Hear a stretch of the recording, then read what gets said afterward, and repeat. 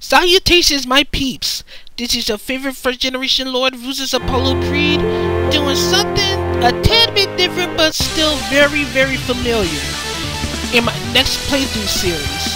This time we're doing RosenkreuzStilette, a doujin game by erka, which is for all sense and purposes a blatant Megaman clone.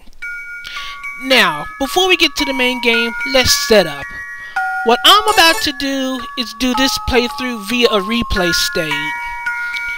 So, you're about to see every move that I've made throughout the entirety of this game.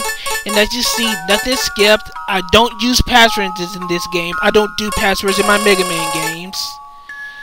So, this is completely and totally legit. You better believe it's legit, or I will hunt you! Seriously. Our little girl that's walking here is our protagonist, Spiritia Rosenberg, with her fairy friend Lily, who is actually more or less the beat of the game. As for the young girl who's about to get kidnapped by a dragon, her name is Iris Separate. And looking at what's about to happen, yep, we gotta save a friend.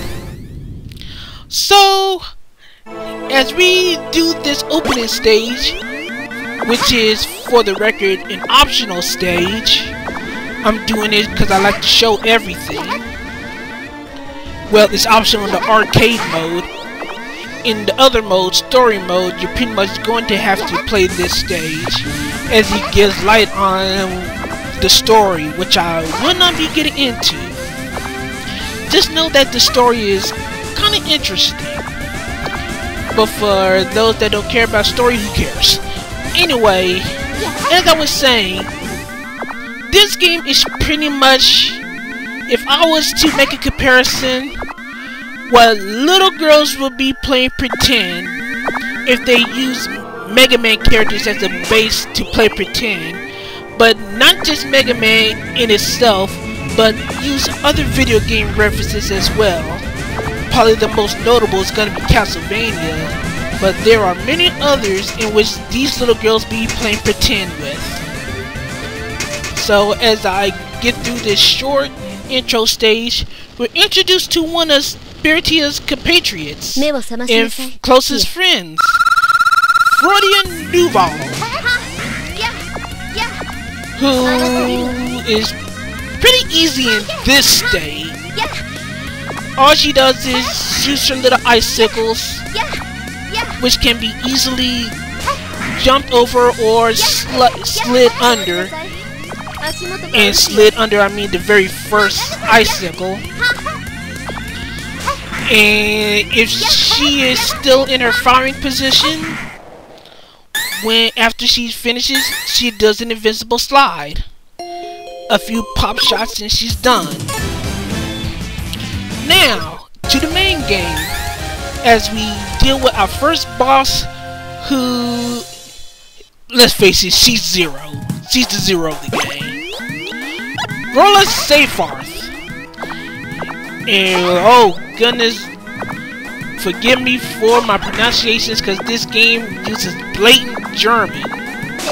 I don't know why, they probably just thought it was cool. So I am going to be butchering a lot of names. Anyway, Roller stage is pretty basic. Just a lot of platforming elements. As you see, there's a reference to Ghouls and Ghosts for you fans that said games, seeing all the zombies rising from the ground. And I'm starting a little bit sloppy. I'm usually not this sloppy in this area. Whatever.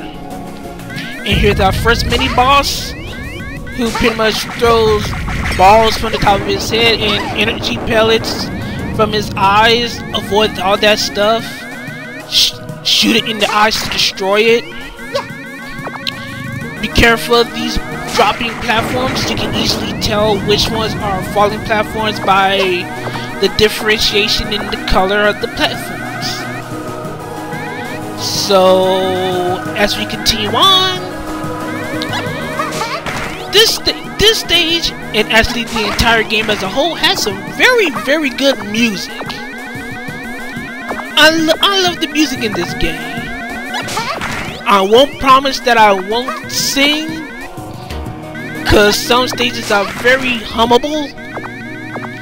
So you have been warned in advance. But anyway, like I said, pretty basic stage, just a lot of interesting platforming elements as we head to deal with Grola herself, and with a stylish intro.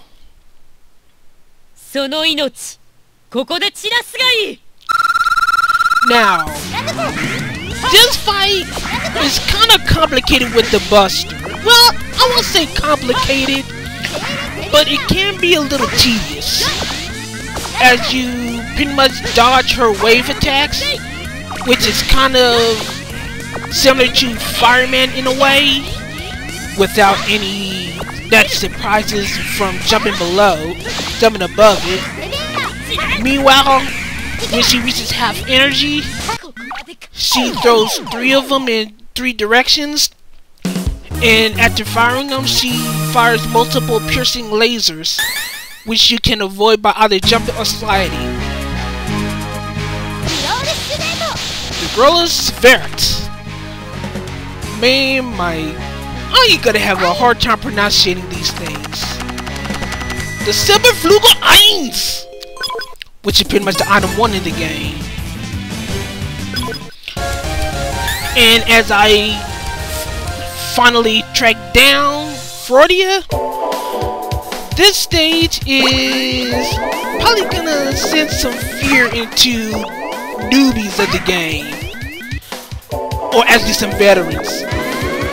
Quickman lasers. This stage is full of them. So in all senses, this is pretty much the Quickman equivalent of this game. For the first initial run through, the force lasers can be pretty tough to deal with if you don't know the stage layout. But once you do, the pattern is very simple. Just keep your eyes on which platforms you can stand on and which ones can lead to a bittery, lasery end. So, dealing with the spiked area to get the cross tank, which is the old energy tank of the game. The top area is quicker, but the snow will hinder your speed a little bit. So you gotta be very fast so you don't get caught in the lasers. Slide under the main platforms. Slide under the platforms to get boost of speed. Oh, one other thing. The snowy area in the first section, reminiscent of Dr. Cossack's stage 1 for Megaman 4. Seriously, Freudia, she can be really a handful if you don't have her special weapon to defeat her. But even then, it could be, well, I won't say tedious, but you won't have enough energy to do it. Hint, remember, this is a Quickman stage. So think about Quickman and think about a weakness and you pretty much have it. Otherwise, avoid the icicles, avoid jump and slide under the ice slants, and be careful of her snowflakes, and you pretty much got it set. So after this, we're done. Part 1 finished. A good start, and I'll see you next time.